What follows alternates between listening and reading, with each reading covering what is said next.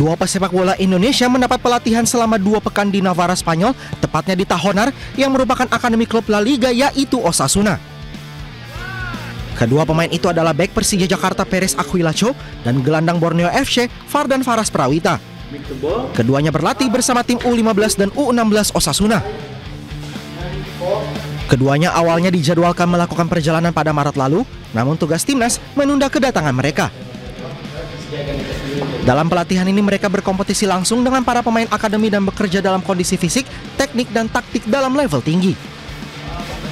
Saya datang dan saya sangat senang bisa bergabung dengan Osasuna, dan ini mungkin menjadi pelajaran ke depan saya untuk gimana untuk mengetahui permainan di Eropa ini. Ya, saya bisa melatih banyak di sini dengan permainan-permainan di sini mungkin bisa menjadi perkembangan bagi saya untuk kedepannya. Ini sangat membantu saya karena selama berlatih di sini saya menemukan seperti postur pemain yang jauh lebih tinggi daripada di Indonesia, dan pemain di sini memiliki strength yang sangat kuat, punya speed dan visi bermain yang sangat bagus. Jadi menurut saya mendapatkan kesempatan buat belajar di Osasuna sangat berharga buat saya. Penampilan dua pesepak bola muda Indonesia juga membuat tuan rumah terkesan merefleksikan kemajuan sepak bola Indonesia dalam beberapa tahun terakhir.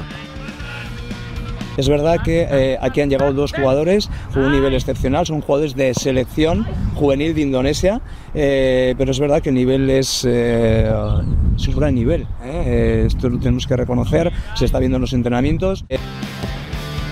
Tidak hanya berlatih sepak bola, kedua pemain juga mengikuti kelas bahasa Spanyol dan Inggris setiap pagi, serta berpartisipasi dalam kunjungan budaya di seluruh Navarra. Pemirsa, timnas sepak bola wanita Indonesia terus menggembleng diri jelang laga perdana Grup D kualifikasi Piala Asia Wanita 2026. Pelatih Satoru Mochizuki meminta skuad Garuda Pertiwi meningkatkan kemampuan komunikasi antar pemain.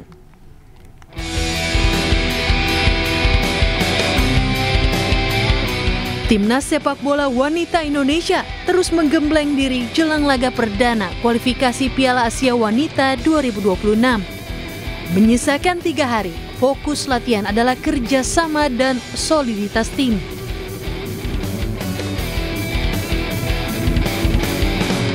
Pelatih Timnas Wanita Indonesia Satoru Mochizuki mengatakan adaptasi para pemain naturalisasi yang baru bergabung berlangsung cukup baik. Sejak awal, pelatih asal Jepang tersebut menekankan pentingnya komunikasi antar pemain. 新たに加わってくれた帰化の選手は練習と試合としてほとんど馴染んできていると思います。ただやはり試合っていうのは本当にちょっとしたコミュニケーションであったりとか、ちょっとしたあうんの呼吸っていうんですか、タイミングのあるプレーっていうのがあと3日間の中でもっと詰めていきたいと考えています。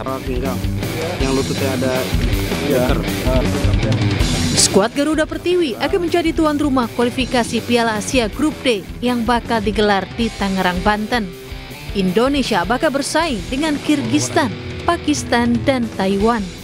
Hanya juara grup yang berhak tampil di putaran final yang digelar di Australia.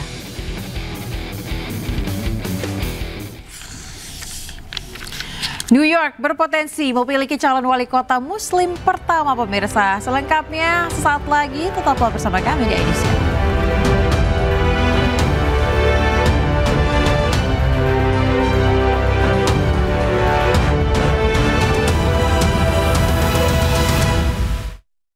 Pemirsa, setelah sepakati gencatan senjata dengan Iran, Israel malah kembali menyerang Gaza. 80 orang dilaporkan meninggal dunia.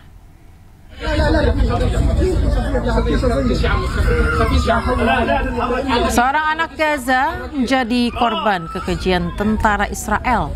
Dibawa menggunakan ambulans, tubuh anak ini penuh luka. Israel menyerang rumah milik keluarga Haji Mutlaq yang penuh dengan penghuni. Dalam 24 jam terakhir, Israel kembali meluncurkan serangan ke Gaza yang mengakibatkan 80 orang tewas dan ratusan orang terluka.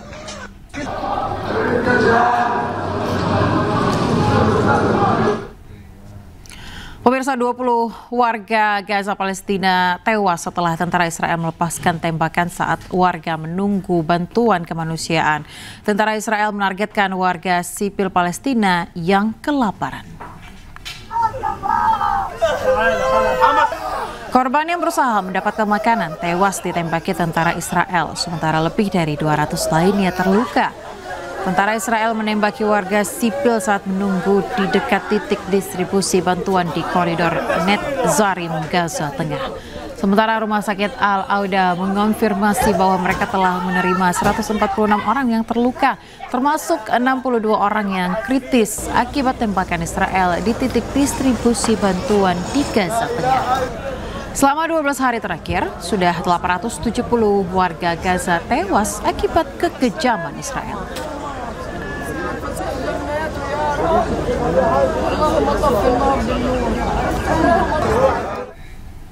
Sementara itu, Iran dan Israel saling klaim kemenangan usai berperang selama 12 hari sebelum gencatan senjata. Presiden Iran mengklaim telah melakukan perlawanan heroik, sementara Perdana Menteri Israel Benjamin Netanyahu menyatakan membuat kemenangan bersejarah.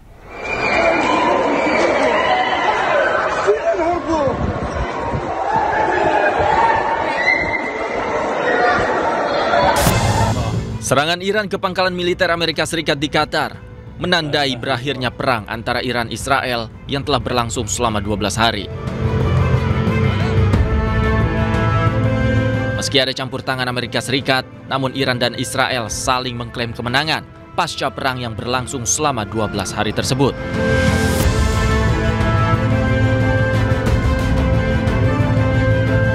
Dalam pernyataannya, Presiden Iran Masoud Pezeshkian menyatakan perang berakhir dengan gencatan senjata yang dipaksakan. Menurut Pezeshkian, pihaknya telah melakukan perlawanan heroik. Pejabat Iran juga mengklaim kemenangan dalam perang dan menekankan Israel dan Amerika Serikat meminta gencatan senjata tanpa mencapai tujuan mereka, yakni membongkar program nuklir Iran. ב-12 הימים של מבצע עם כלבי השגנו ניצחון היסטורי, והניצחון הזה יעמוד לדורות. הסרנו מעלינו שני איומים קיומיים מיידיים, איום ההשמדה בפצצות גרעין ואיום ההשמדה ב-20,000 טילים בליסטיים. אם לא היינו פועלים עכשיו, מדינת ישראל הייתה עומדת בקרוב בפני סכנת השמדה. אבל זה לא קרה. כי ברגע המכריע קמנו כלוי, נעמדנו כארי, והשאגה שלנו הרעידה את טהרן והידדה בכל העולם.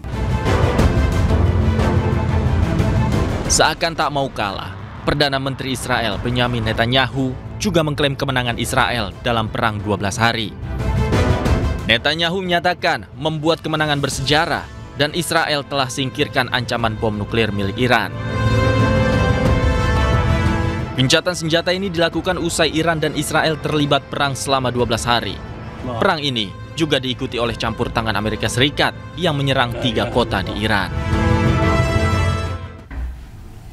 Pemirsa, New York berpotensi memiliki calon wali kota muslim pertama. Zohran Mamdani, seorang muslim asal India, mendeklarasikan kemenangannya dalam pemilihan pendahuluan Partai Demokrat untuk posisi wali kota New York. Dan pemirsa, informasi ini sekaligus menutup iNews siang hari ini. Temukan informasi-informasi terbaru lainnya di www.inews.id.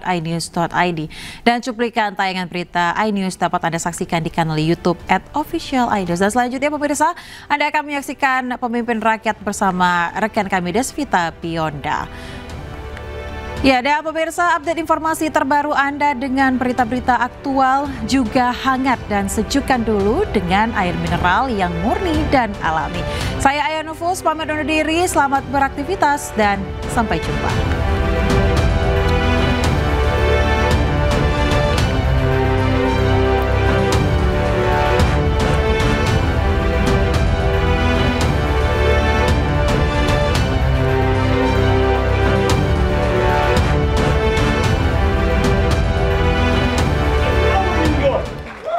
The power belongs to the people.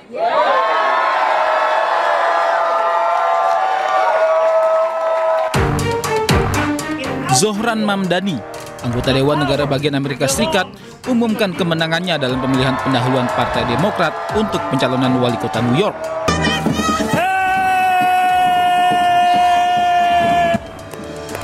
Mamdani, seorang muslim asal India, mendapat perolehan suara mencapai sekitar 92%.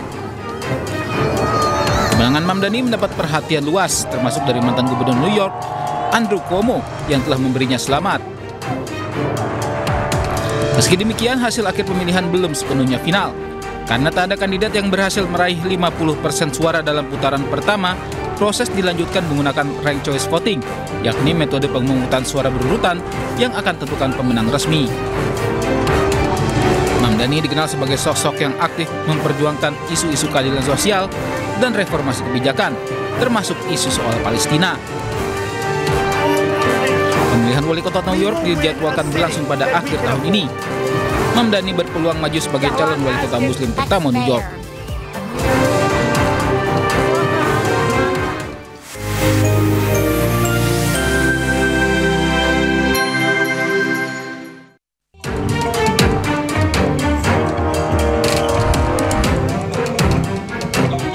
Aksi unjuk rasa terus digelar oleh supir truk di sejumlah daerah.